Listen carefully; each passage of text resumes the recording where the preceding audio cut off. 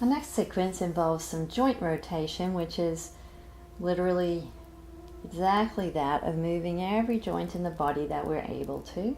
Just beginning with the fingers and the hands, the elbows, shoulders, and we're gently allowing the synovial fluid that already exists in the joints to flow through the body. Movement is a key way that allows the synovial fluid to juice those joints. Don't have to be very specific movements, but just some movement, and surprisingly it does not require much to get that synovial fluid flowing. So moving on down to the ankle joints, just giving some enjoyment, rotation in each direction. Maybe even sending a little love down to your foot, getting the knee, the hip moving a little, moving into some joint rotation. So we're cultivating this systematic practice, going back in the other direction, simply rotating each and every joint, moving the joints in all of the ways that the joint moves. So now the femur is moving in the hip socket. The head of the femur is moving smoothly in the hip socket. The ankle is not moving, but the whole of the leg from side to side. And once again, a few hip rotations, either side, either direction.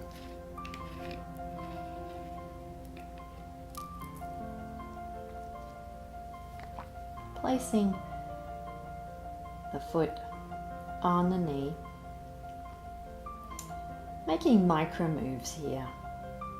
If you're able to get your foot on the knee and gently press the knee away from your body, if that feels good. Maybe making micro moves back and forth. If it's not accessible, perhaps just crossing the foot over the opposite shin.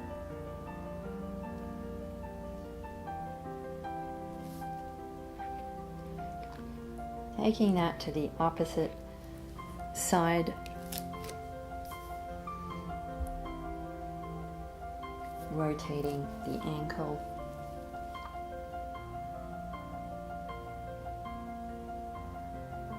Gently lifting the knee in towards the chest. Whatever you do on one side, be sure to do it on the other side.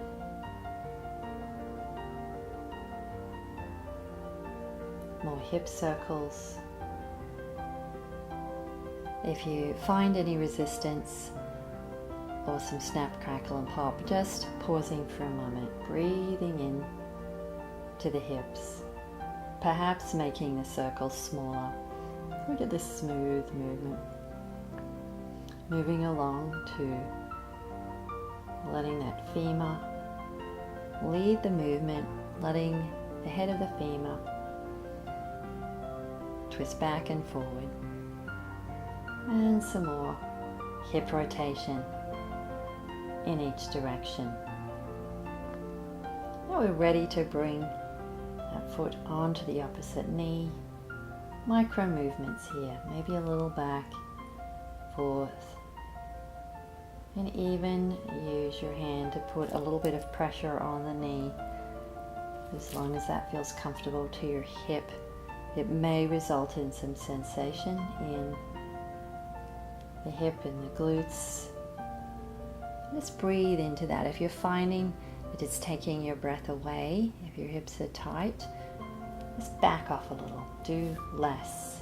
Less is more. You can't put your foot on your knee. It's fine to let it rest on your shin.